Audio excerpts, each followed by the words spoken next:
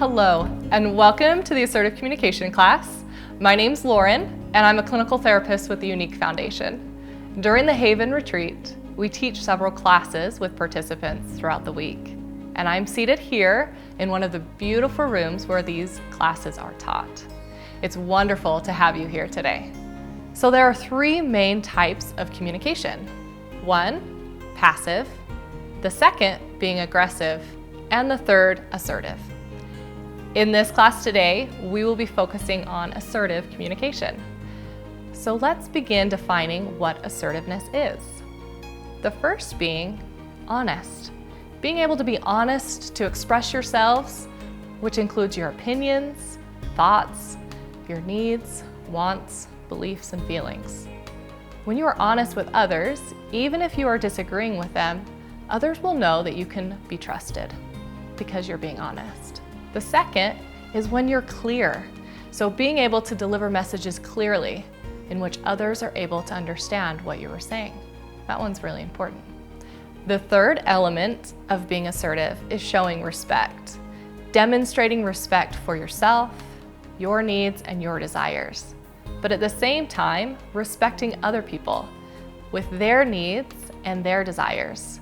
This shows that you care about yourself and others, and also it shows empathy to others.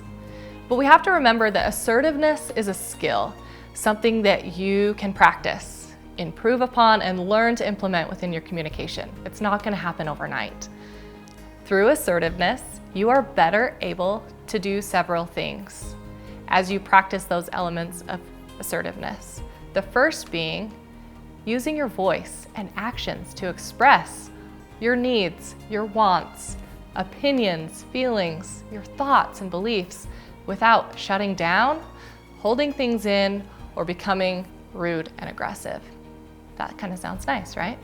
The second being saying no and actually meaning no, following through with your answer no. Sometimes that's really difficult as well. The third is setting and maintaining clear, firm, and consistent boundaries. Fourth is become your own advocate through confidence and courage, allowing you to have more control over your life. And the fifth we want to mention is being able to form and maintain healthy, authentic relationships with others. A genuine relationship is impossible if you are holding or hiding your thoughts or feelings from others. So all five of those outcomes from assertive communication sound pretty great, right? I want to give an example because assertive communication or assertive conversations include other people. So while being clear with your feelings and stating what you want with respect and empathy, we want to remember certain elements. So for instance, maybe you want to borrow a neighbor's garden rake.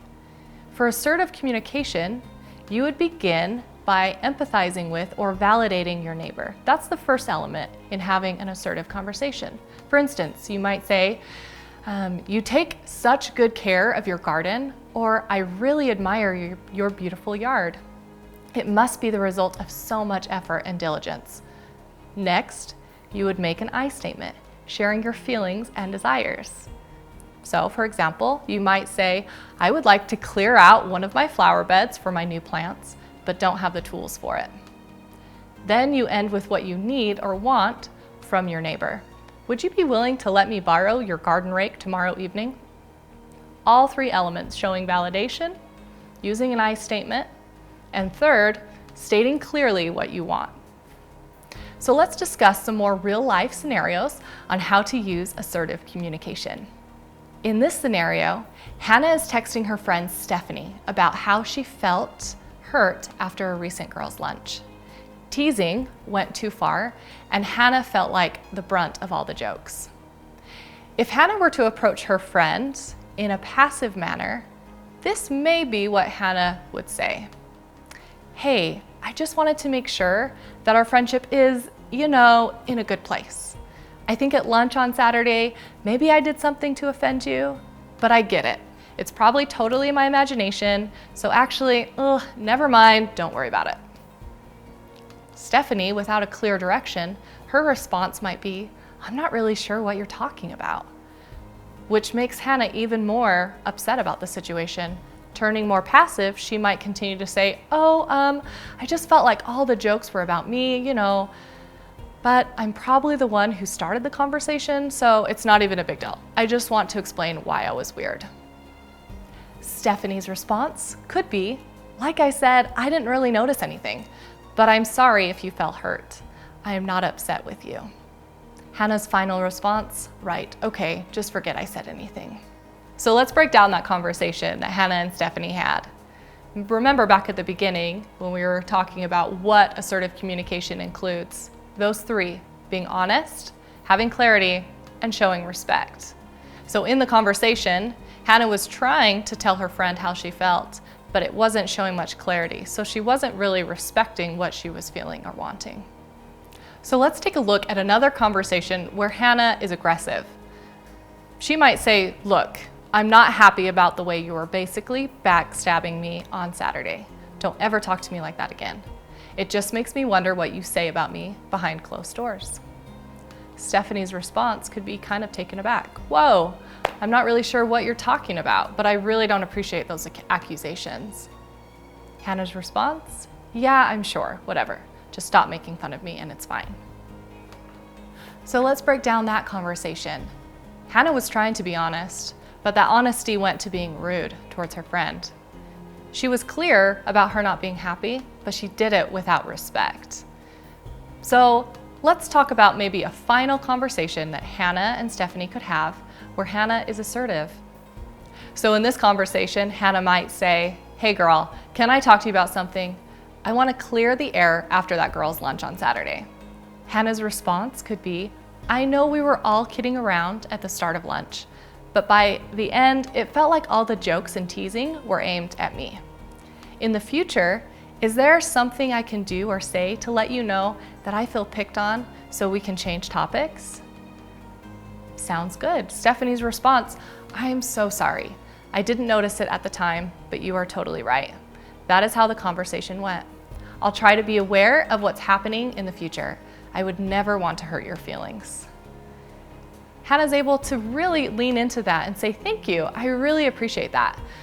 What if we agree that if either of us starts feeling uncomfortable at the next lunch, we change topics or something like our latest favorite book? Stephanie's response, I'm totally on board with that. Great idea. Hey, thanks for telling me how you felt. That sounded pretty good, right? Hannah was clearly able to state what she wanted and be honest about her feelings. Because she was respectful, Stephanie was able to really lean in and tell her friend she was sorry and do it in a way that was respectful as well. In that way, Hannah and Stephanie are now able to have maybe a deeper relationship, because remember, that was one of the outcomes of being assertive. So in another scenario, let's talk about Desi. Desi feels overwhelmed and shares her feelings with her team member, Mary. So I'm going to give you an example, and I'd like you to think what communication style Desi is showing. So Desi might say, look, I just can't do it. I can't meet the needs of our team because I'm not good enough, and you are clearly better than me. What is your secret, and why am I never going to be enough? So let's ask the question, was that passive, aggressive, or assertive? So another example, Desi saying, Mary, how are you so good at what you do? Clearly you have some secret formula for creating posts that make your sales so good. If you were a good friend, you would share that with me so I can advance. After all, won't that make the team better? So what do you think? Was that a passive example, aggressive example, or an assertive example? In this situation, Desi was showing more of an aggressive approach. She wasn't respectful to Mary, and she wasn't really stating clearly what she needed and being more forceful. The last and final example, Desi approaches Mary and says, Mary, I would love to chat and pick your brain about team training. I love your training style and the way you help everyone feel passionate about being on the team. Is there a time we could meet and discuss a couple of tips on specific struggles I'm having as I try and grow my business? So how was Desi showing assertive communication in that example? She was being honest and saying, hey, I'm really struggling and I need help. Clearly asking when and how Mary can help her. And she was really respectful to Mary's time and her own personal business. We've created a helpful chart that you have the option to download as a reminder of this material. Remember that assertive communication is something that can help you express your feelings more effectively, maintain personal boundaries, and form healthy and authentic relationships with others. Assertive communication is also a skill that is developed with time and patience. With a bit of effort, you can become a stronger advocate for yourself and increase in confidence and control over your life. I'm glad you joined me for our assertive communication class held right here at the Haven Retreat. This lesson mirrors the classroom experience for retreat participants, and it's with a grateful heart that we share it with you.